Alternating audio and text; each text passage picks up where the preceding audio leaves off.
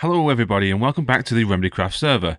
I've actually been off for a few days over Christmas and also for the new year, so it is now 2022, so Happy New Year to everybody. I've managed to jump on the server a couple of times here and there just to get a few little bits done. I actually managed to get a small auto melon farm on the go, so I'll run that clip for you guys in a second. But I also managed to get done this info center behind me. It's not the most creative build I've ever done, but I wanted it to kind of look a bit like an old western jailhouse in a way. But essentially what I'm going to put in here is the banner room and also a couple of rooms at the side there for people to ask questions and hopefully get some answers.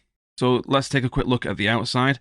I was going to put some doors in here, but I thought just for ease of use getting in and out, let's just put an archway. I got bars on the windows because obviously with it being like a jailhouse, I wanted to kind of have that aesthetic. And then we've got wooden shutters on the sides. And this motif basically sort of like goes around the edge, lit up with lanterns as well. I thought it was a cool kind of aesthetic to put in there as well.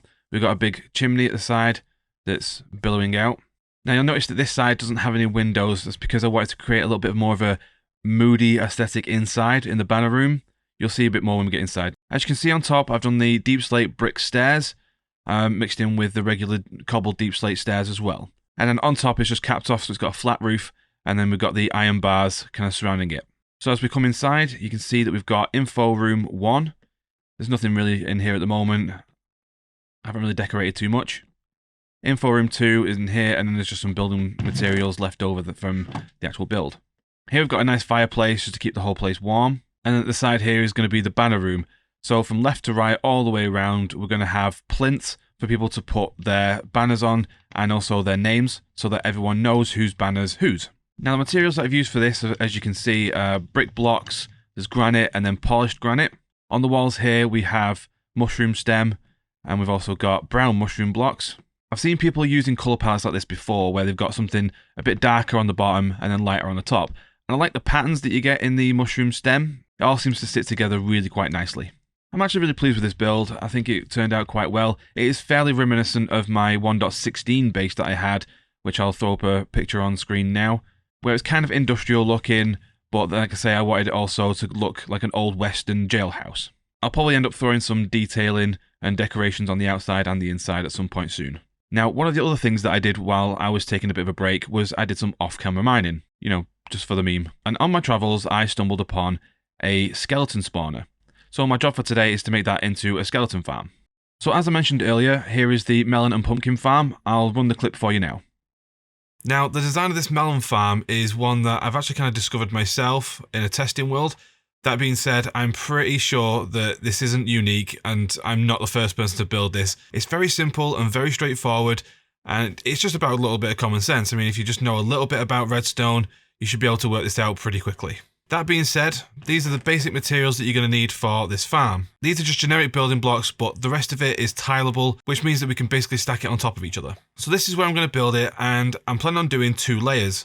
I don't want this to be a massive farm. I'm going to probably do a much bigger one when I do my mega base. So on the bottom layer, I'm going to have melons, and on the top one, I'm going to have pumpkins. So first off, I'm going to dig out 2 spaces here, put a double chest in, dig out a 3rd space here, and then that's where our hopper is going to go into the chest. Then we can put a layer of glass down. Essentially this is going to be 8 long, with this one being the 9th. So 1, 2, 3, 4, 5, 6, 7, 8. And this is where our water stream is going to be to take everything to the chest. So next we're going to put in a layer of dirt. And then we can put our water in. So it should stop exactly there. So next we're going to put our building blocks down. So we're going to start off with 1 here, miss 1, and just keep going along like that. Then with the dirt, we're going to put temporary blocks here on every other one of these, and then some more building blocks here.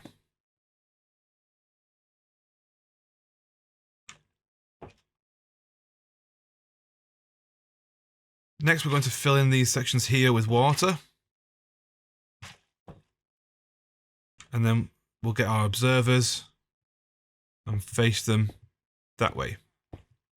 But the redstone signal is going to come out of the back here, and the face of them is pointing outwards, like that. Next, we're going to put the pistons down.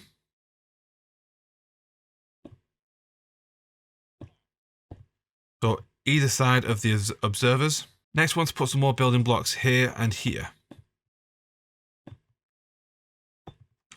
So there's going to be a full block right behind the observer, which is going to see the redstone signal, and then we can take our redstone dust and place it right here.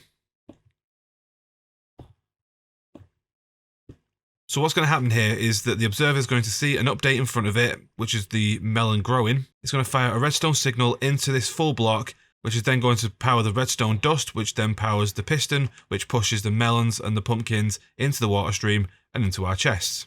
So now we're going to use the hoe tool to make this into farmland. And then we can place our melon seeds. And I'm actually going to bone meal them so that they just grow a little faster. As you can see, when the melon stem is actually being bone mealed and it's updating in front of the observer, it's making these pistons fire. So that's the first layer done. Let's get on with the second layer.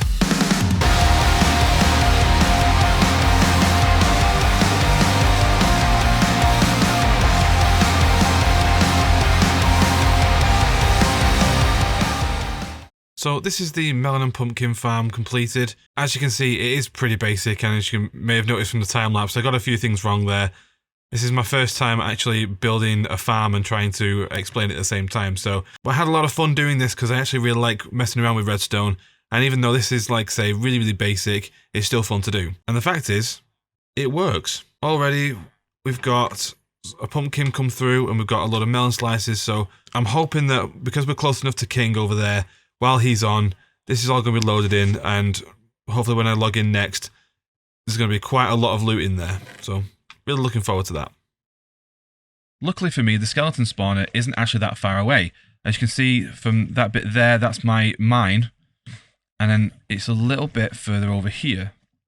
So when I found the spawner, I decided to just dig straight up and see where I ended up. And I was very pleasantly surprised to find that it wasn't actually that far away from my base. Like I say, that's over there. My mine is just over there, so really not far away at all. So here we are, and obviously property of me. I was incredibly lucky to stumble upon this because skeleton spawners are fairly rare, but then obviously to find one so close to your base is just even better. But skeleton spawners are great for XP grinders, but not only that, they have a lot of byproducts such as bones and bows. So what we're going to do now is jump into a little time lapse and we're going to convert this into a skeleton farm. Let's go!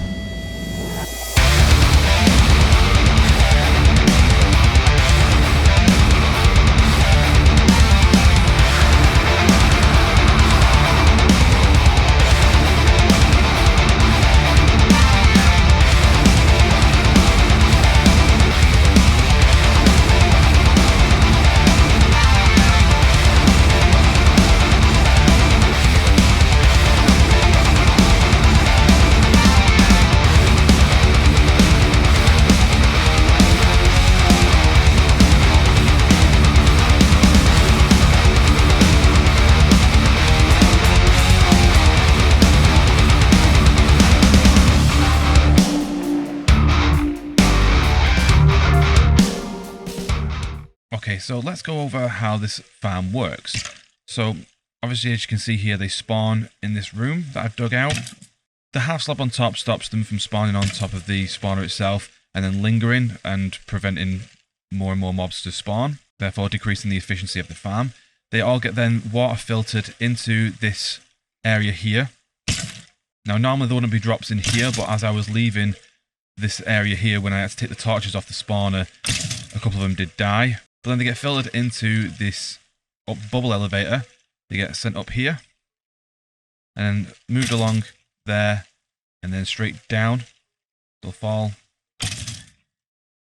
where they're then collected into this area here, and I will hit them for experience, kill them for the experience, but then also you get the drops here. So the main thing that I want is bones and then arrows as well, and then you get all the extra little bits of drops. I'm really happy with this farm so far, but we've got other things on our list to get done. So let's go do them.